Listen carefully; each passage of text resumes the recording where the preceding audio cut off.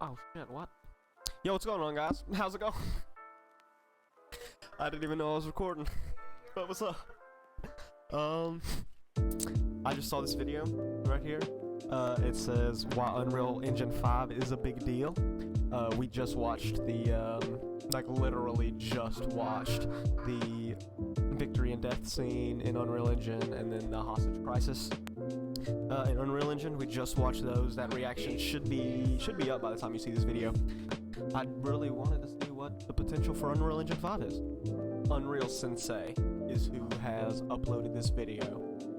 So, make sure you go check him out. I'm going to leave a link to the original video and his channel in the description, so make sure you go check that out. It's going to be a clickable link, so it doesn't take much work. You're not going to have to copy and paste. You're not going to have to do none of that. You just literally click on the link and you're there. It's freaking crazy. Let's get into it. So, the Unreal Engine 5 alpha build just released this morning, and everyone Sorry, hang on. Gotta make sure it's in 1080p. I forgot.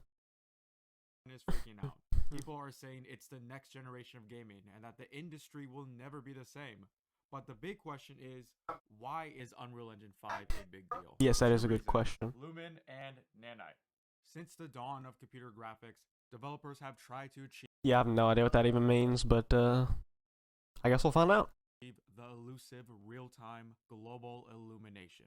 That means getting dynamic bounce light without having to wait hours for a single frame to render. Oh wow, that's I have crazy. Unreal Engine 5 open right now, and Lumens is not turned on.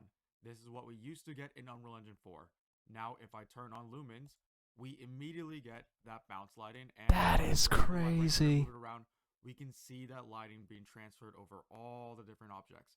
So this was impossible back in Unreal Engine 4. And keep in mind, we're not even using RTX ray tracing. So this also works on AMD cards as well as NVIDIA cards. This also works for emissive material, so I can drag an emissive material on my sphere and delete my light. And this movable sphere is also casting light, which was impossible in previous engines. Here's another good example of Lumens. As you can see, we can't see anything, but as soon as I move this rock away, we can see that we are in a cave, and the cave slowly starts to illuminate more and more until it's very illuminated. So all That was light freaking you see cool. right there, that's bounce light. That is indirect global illumination. That is And as freaking soon cool. as we cover our cave again, all of that nice bounce lighting disappears. Next up is Nanite. Nanite, very simply put, allows for dynamic level of detail. This means you can have an asset that comprises of millions of polygons, but it is still performant in-game because those polygons dynamically deform, lowering the total. I can't remember what game it was. There's a game that Ella Balinska, she's the main character, or she's acting as the main character, and I can't remember. Forspoken? Is it Forspoken? But they talked about the polygon thing with all of the different things with the new PS5 supposed to have the graphics that they kind of talked about this. Amount of vertices on a static mesh. This allows for high poly movie assets to be used in-game, and artists now have the option to not use a normal map, allowing the geometry to take care of the fine detail. But there That are is some crazy. caveats. Oh, that's only it. Works for static Whatever game this is the game I was talking about. meshes. So Nanite will not work for grass or deforming geometry like skeletal meshes, which is what characters use. There was some confusion with people saying the Nanite works on skeletal meshes, since the robot you see here is using it. I had my suspicions, so I decided to download the demo and check out the robot myself, and my suspicions were correct. The geometry of the robot is not a deforming skeletal mesh. Instead, it's a bunch of static meshes that are then attached to a dummy skeletal mesh. So this is why Epic Games decided to make a robot. And It's crazy. That dude looks like a mixture of Omega Supreme and freaking Mysterio. That's badass. That is badass. because robot parts, they don't deform like human skin does. Robot parts are just static, which is great for Nanite. I wonder if my man could have just put like 50 of them Mysterio Omega Supremes just around. Oh my gosh. This is also a reason why Epic Games chose to use a desert as their example environment, since deserts. I didn't even realize the entire time this dude has been talking about Unreal Engine 5, he's been talking about the game that I was talking about. It makes so much sense now. Comprised of a bunch of static meshes like cliffs, rocks, and dirt, which works well with nanite. So to show You kidding me? I don't know if you saw that, but it literally says down at the bottom left what freaking video it's from. So welcome to Unreal Engine 5 Early Access. That's the video that has the game that I was talking about in it. So you can go watch that video if you want to see what game I was talking about. which works well with nanite. So to show you the power of nanite, here is our human reference, and here is the massive open world that's currently being powered by nanite. And we can actually visualize what nanite is doing by coming up here to lit, and then nanite visualization, and then we could click on triangles.